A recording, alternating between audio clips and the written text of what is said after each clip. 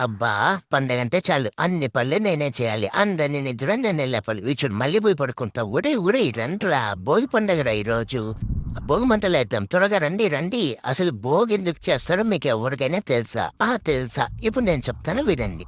ఇందుకు 3 కారణాలున్నాయి. 1 సూర్యుడు దక్షిణాయనం నుండి ఉత్తరాయణంకు వెళ్తాడు. 2వది సంక్రాంతి కంటే ముందే వచ్చే పండుగ కాబట్టి దీన్ని భోగి అని పిలుస్తాం. 3వది ఇది చాలా ముఖ్యమైనది.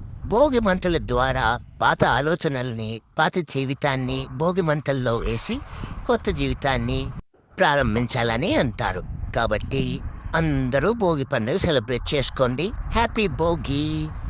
అలాగే ఇంకో చెప్పడం మర్చిపోయాను. మీ ఇంట్లో చిన్నపిల్లలుంటే వాళ్ళకి భోగి పళ్ళతో ఆశీర్వదించండి. దీనివల్ల వాళ్ళకి దిష్టి పోయి వాళ్ళకి ఆరోగ్యం, ఐశ్వర్యం లభిస్తుందని పెద్దలు భావిస్తారు. అంటే ఇవన్నీ నాకెలా తెలుసా అనుకుంటున్నారా? మా ఇంట్లో వాళ్ళు మాట్లాడుకుంటూ ఉంటే విన్నాను. మీతో షేర్ చేసుకోవాలనిపించింది, షేర్ చేసుకున్నాను. మీరు ఎలా సెలబ్రేట్ చేసుకున్నారు కామెంట్ చేయండి. బాయ్.